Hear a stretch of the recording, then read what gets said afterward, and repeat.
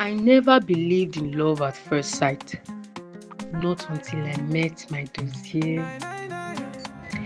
It was at an art exhibition in Victoria Island, one of those events I attended out of obligation because my best friend Lola had begged me to come. The gallery was filled with Lagos elites sipping wine and pretending to understand abstract art. I was about to leave when I saw him. Tall, reserved, fine man, standing in front of a painting titled Restless Sky, like it held the answers to the universe. I couldn't help myself. I walked up and asked, "What do you see in it?" When he turned to me, his eyes were warm, thoughtful, everything that feels like peace. That was it. That was the moment my heart decided before my brain could catch up.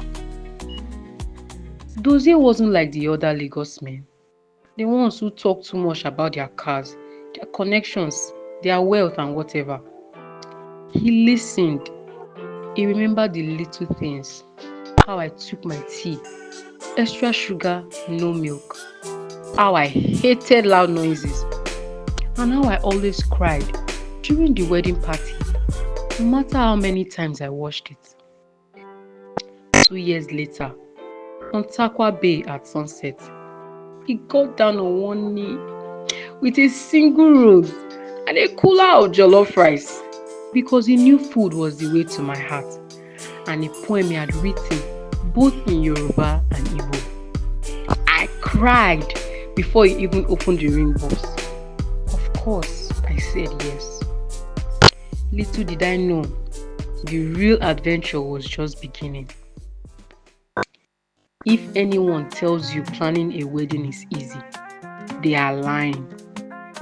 What started as a simple garden wedding quickly turned into a battlefield, and the generals were our mothers.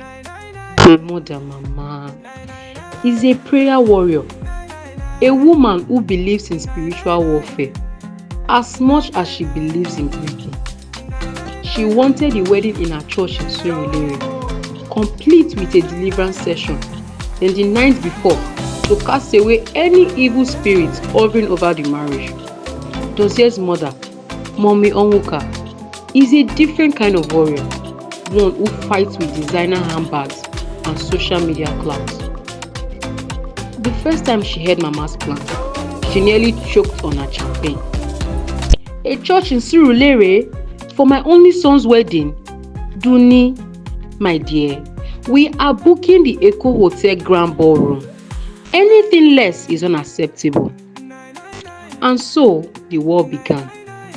They fought over everything. The Ashwebi. Mama wanted Ankara. Mommy Onwuka insisted on lace for Mitle. The food.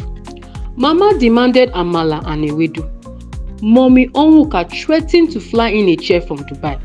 Even my wedding gown wasn't safe. Mama wanted sleeves for modesty. While Mommy Onwuka whispered, "Duni, you are young, show some skin." I was drowning in group chats, vendor meetings, and passive-aggressive WhatsApp voice notes. But Dozie, it stayed calm through it all. "Babe, it's just a noise," he'd say, pulling me into a hug. At the end of the day, it's just you and me. I held onto those words like a lifeline until she showed up. Rosie.